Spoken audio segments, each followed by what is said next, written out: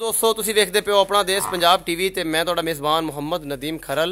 सब तो पहले अपने चैनल को करो सबसक्राइब ते बैल आइकन का बटन दबाओ कि मेरी हर आने वाली नवी वीडियो तुहाडे तक पहुँच सके। दोस्तों एक मैच सेल आउट हुई है बड़े दिनों तो बाद एक सबसक्राइबर की वीडियो, वरना तो टाइम ही नहीं होंदा। अमजद भाई सवेर कल दे 2 दिन साडे कोल हैगे ने ते इन्हां ने मझ चोई सी भाई खलील दे कोलों ये मझ लई है तीसरे सूए दी।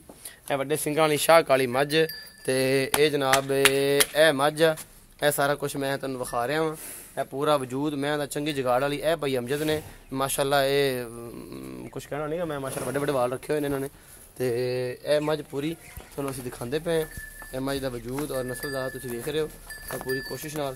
ते ए मझ है जी इन्होंने खरीदी आ पिछे दे कट्टी आ गलबन ए कट्टी आ ए वाली खड़ी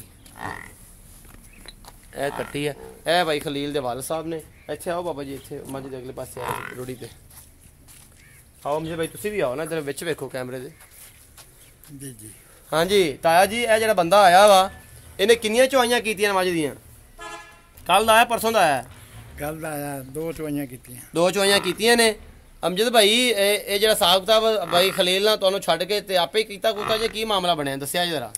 बस जी तुसां बड़ी मेहरबानी की, बड़ा कोऑपरेट किया और सारे मामले तय हो गए। आपे ही सारा मामला होया, कोई टेंशन तो नहीं हुई? नहीं नहीं कोई मसला। किन्नियां चुआइयां कीतियां मझ दियां? 2 चुआइयां में तसल्ली बख्शा कोई वादा घाटा सज्जर सूई हुई गब्बड़ दा सौदा होया सी चुआइयां बाद आया सूपी सी बिल्कुल बिल्कुल इस तरह होया सी सारा भाई खलीला खुद होया। हां जी ताया जी पैसे दा मामला सारे तुसीं खुद तय कीते दे नाल? बिल्कुल जी पैसे दा बोलो जी जी जी आपे पैसे मामले तय कीते जे? हां पैसे दे मामलात भी सारे खलील हो गया सारा। ये किन्ने च फाइनल होई है?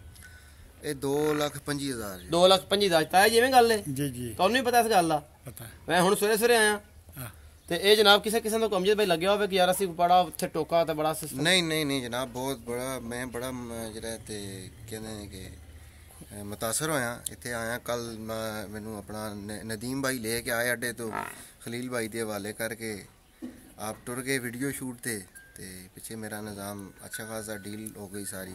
कोई परेशानी तो नहीं तेन इत्थे? नहीं नहीं A1 फर्स्ट क्लास ना कोई रहने च परेशानी ना कोई और डंगर भी माशाल्लाह और भी सोने।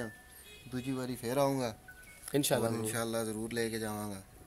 तो फिलहाल एक मैं लेके जा रहा बाकी इंशाल्लाह फिर बादू देखी जाएगी। अल्लाह बेहतर करेगा इंशाल्लाह। भाई बेहद शुक्रिया तुहाडा कि तुसीं इन्ना साडे नाल कीता।